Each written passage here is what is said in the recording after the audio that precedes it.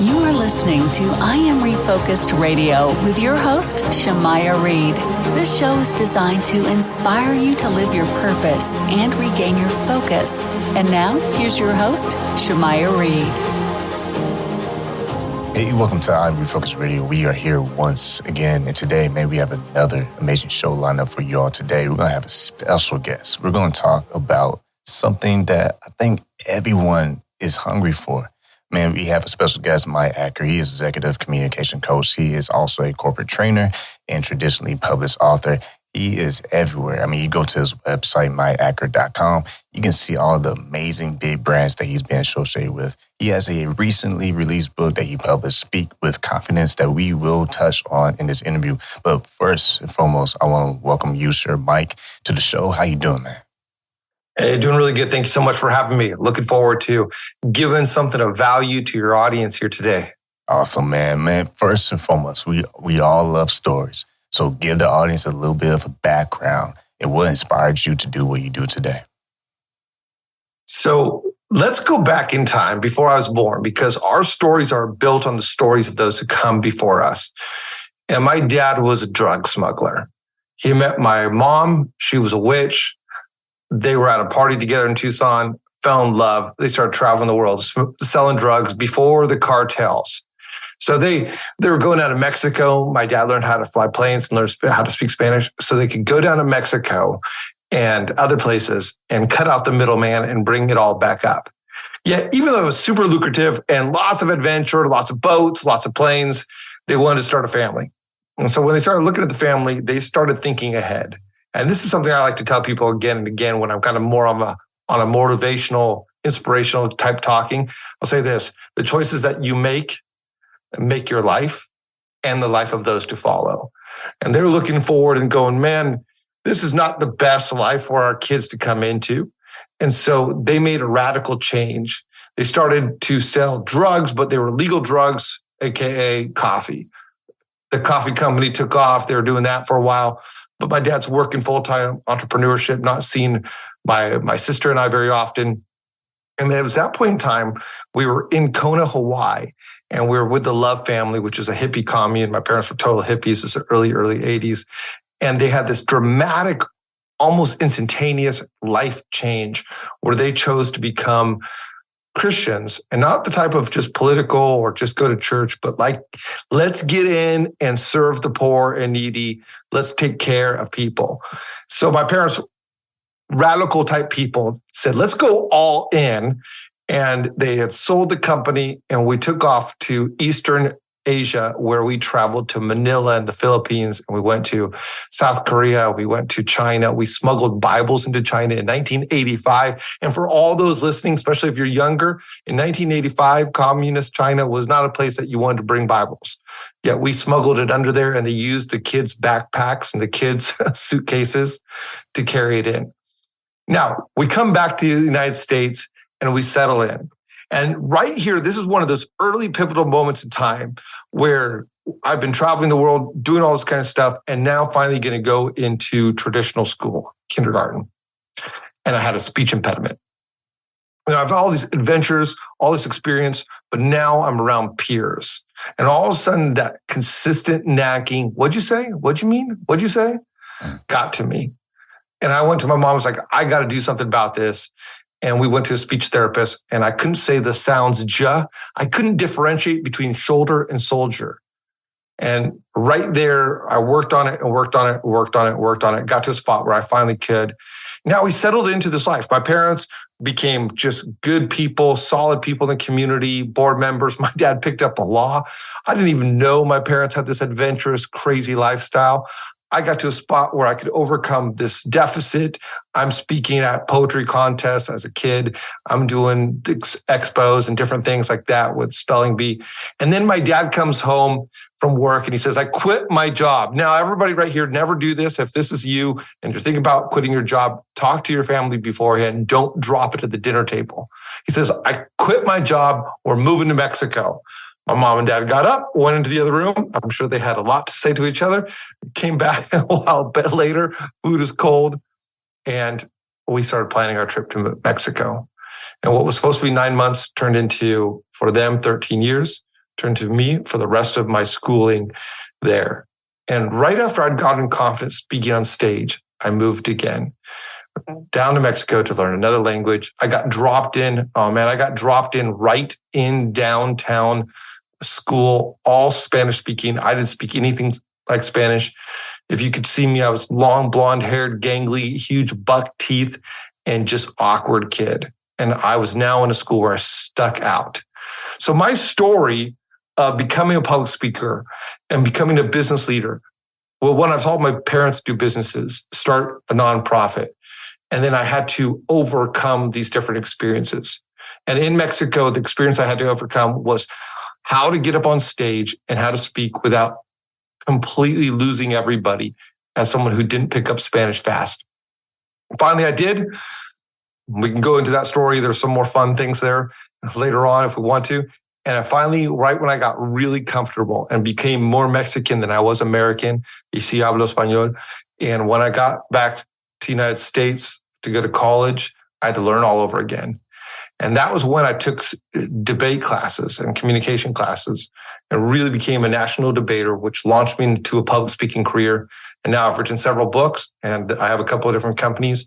And my whole goal is to help people realize their potential no matter what type of venue I'm in, here on a podcast, on the radio, or with my books or public speaking. That's my goal. So that's the short of it, built on the story of my parents. Now I'm building my own story. Once again, this is Time Refocused Radio, talking to our guest today, Mike Acker. And man, that sounds like a movie. I mean, I don't know if you're going to plan on making a movie one day, but I think that could be a hit.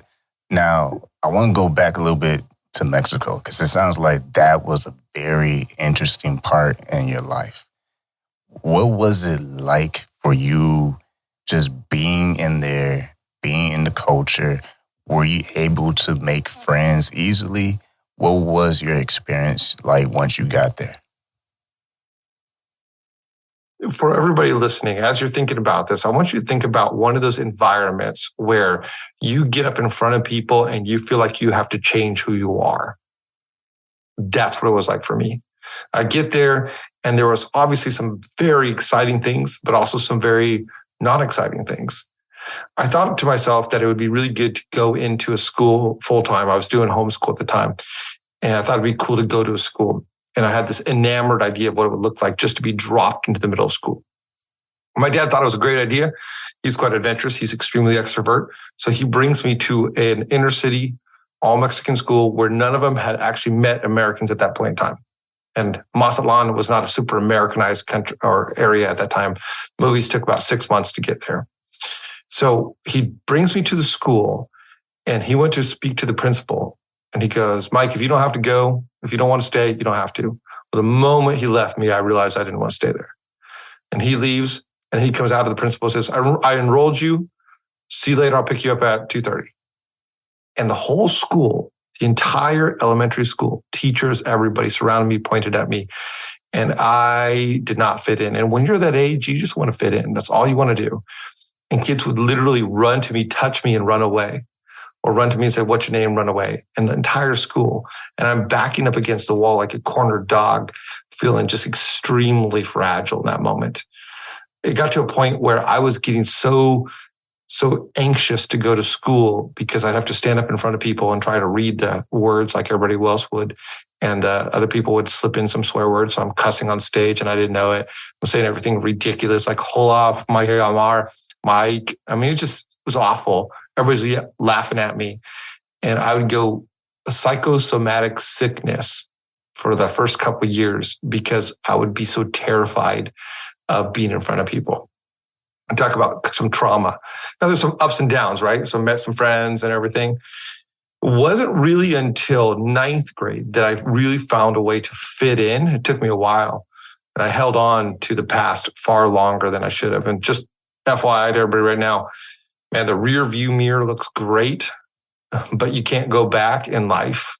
And you can back it up in a car, but you can't go back in life. And I probably wasted some really good times by trying to go back far too long. But eventually got to a spot where I could and really embrace the culture. There was some really crazy things that happened during that time because I wanted to fit in so much. And I figured out that I was getting in trouble for being a class clown. I wasn't being a class clown. I was just speaking Spanish really poorly and making everybody laugh. But when everybody calls you something, you start to think that that's you. And when the teacher was giving me in trouble for being a class clown in 7th grade, I leaned into that and I became the very thing that I really wasn't. I was quite a serious kid, but it really became this class clown simply because that's what everybody told me I was. And I leaned into that. I leaned into that kind of party mode. It wasn't until 9th grade that I found that footing. So looking back at that, to your question, there were some horrific experiences that stayed with me for years. But some of the best friends I have in life still today are people that I met that stayed with me and grew with me. And some even apologized. Oh man, I'm so sorry. We gave you such a hard time back then. We were jerks. Well, you're in middle school, right? That's a fun time.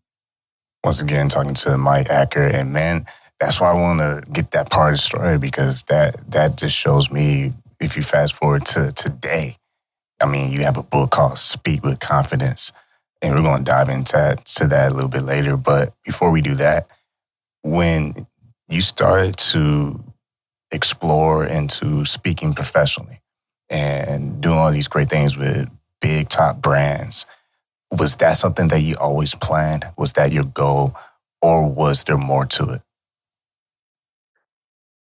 For all those entrepreneurs out there, there's a couple different ways to go about entrepreneurship. And one is to create your big, hairy, audacious goal, the BHAG, and plot your course for it. There's another way, which is you're eating a cookie, and the cookie is like you're seeing all these kind of crumbles, and you follow the crumbles to see where the rest of the cookies are. So I was doing my own thing. I was eating a cookie. I was working in corporate consultative sales. I had done a whole bunch of speaking, and now I was more in this corporate world and going to go that route. But I had this trail of cookie crumbs that I just decided to kind of follow, and it led me to a whole nother stash. That's probably a horrible analogy, but it came up in my mind right now, so we're there. And it was more, well, I'm doing this on the side. And my side hustle that I had no plan on being a side hustle, it was simply a hobby that I enjoyed, that, I charged money for and coaching. And yet it just developed and developed. So the way that I got to spot where I'm at right now is I'm working a full-time job over here, enjoying that, and I'm coaching on the side. Literally, it was my go to Vegas and gamble money. That's how I'd spent the last amount that I had amassed. And so I had, a couple $1,000s on the side from coaching, and I would coach here and coach there. And sometimes I'd dial it up and sometimes I'd dial it down. And finally I had this one client, and she said, I just wrote this book and it's getting huge traction. I'm going to a conference. I said, well, how'd you do that? And she told me that, I went to Chandler Bolt's self-publishing school and I read his book. And I was like, all right, cool, I'll do that. Just out of curiosity, I read his book. And I thought, I could do that. She's younger than me. She doesn't have any more experience than me. And so Rachel Richards, who now is a friend of mine, I coached her for this event, and she coached me and helped me publish my first book. And my goal at that point in time was not a BHAG. My goal was, hey, I spent some money on this. I want to recoup that and maybe help out a couple people. But as soon as the book went out there, I started getting calls, and I'd be driving my car and my job. And they say, hi, is this Mike? Or I'd pick up and, hi, this is Mike. And they'd say, is this Mike Acker? Yeah, this is Mike Acker. And he said, oh, I'm so-and-so. I work for the king of this country. Oh. And that was when I realized that I had something. And then the book got picked up by Forbes and a whole bunch of other places. It sold 10,000 copies in the first year. It's gone on to get over 1,000 reviews. That one's called Speak with No Fear. I wrote a second book while I was flying around. That one is now sitting at 140 reviews on Amazon. It's been picked up by several universities on how to write speeches. And at this point in time, the pandemic happened. And now I was grounded and couldn't travel. So I leaned into my coaching business. And this is when I had people start reaching out to me for corporate work. Dallas International School to train their teachers, such and such companies for doing this, Adobe to speak to their designers, and a whole bunch of different places. And so it became this almost surreal moment. I remember the first time I was flown to work with a group of executives in California, and I was sitting with this group, and I thought, Oh, I wouldn't have thought that I would be here a couple years ago, but here I am adding value to them and to their organization.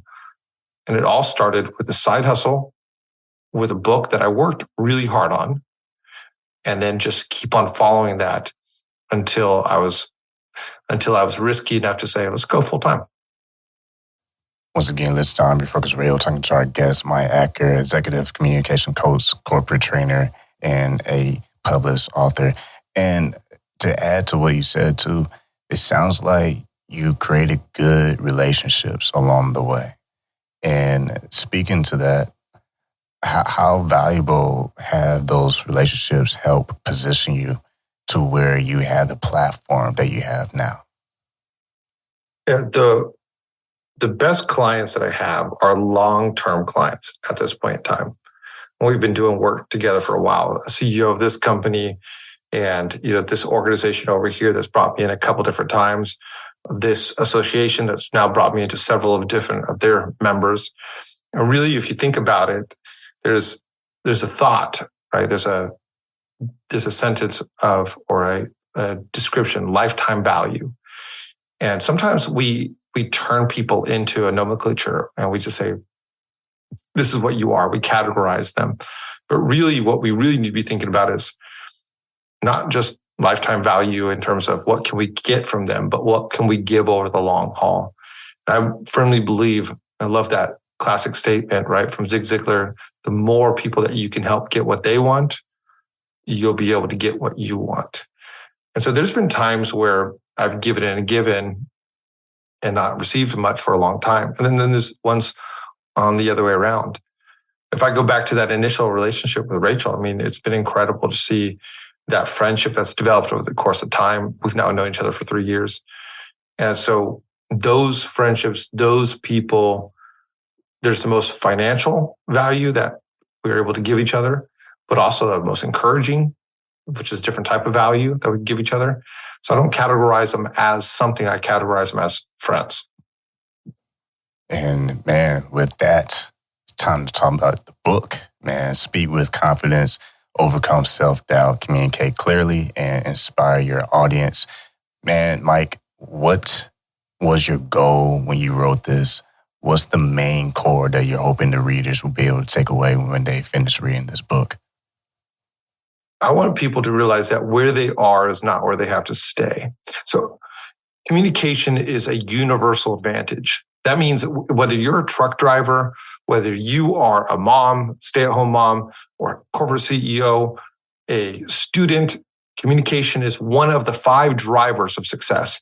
It is one of those things that can take you to the next level. No matter where you are, what you do, communication can help you level up. So if you were right now to grade yourself on a 1 to 10, 10 being high, 1 being low, how high are you in your nervousness and your insecurity and your anxiety in speaking?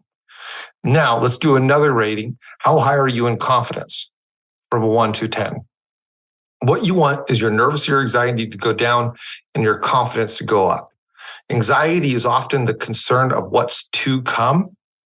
And then depression is often the things of what happened, but anxiety is often the things to come. And confidence is, where's your trust?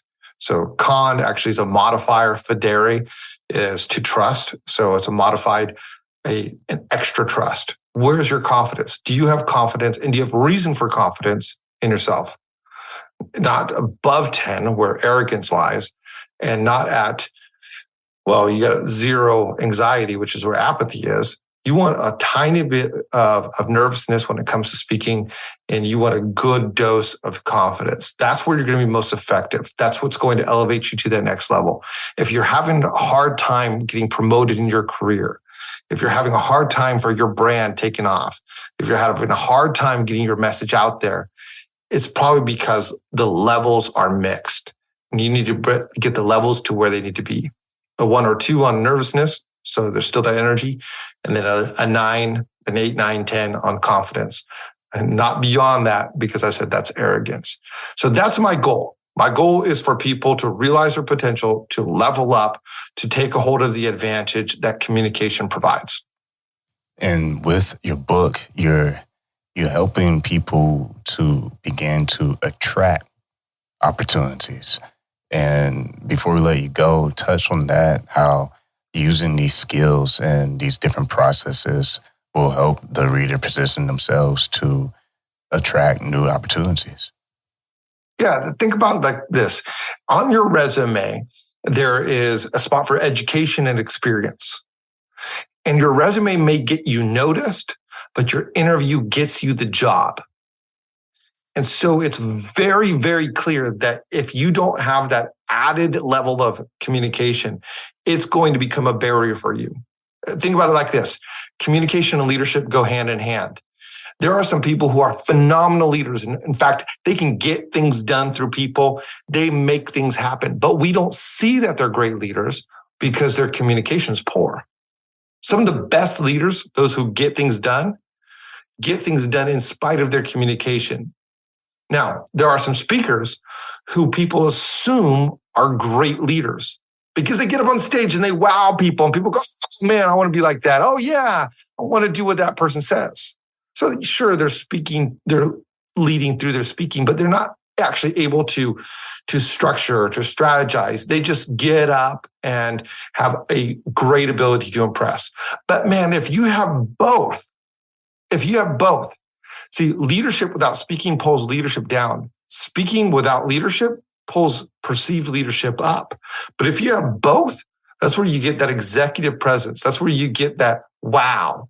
This is what happened to me. Not that I'm the best of any of these, but I was sitting around at a barbecue with a couple friends, and I was looking at a career change several years ago. And hey, I can speak. I can do that. And I have a good amount of emotional intelligence, so I can do that.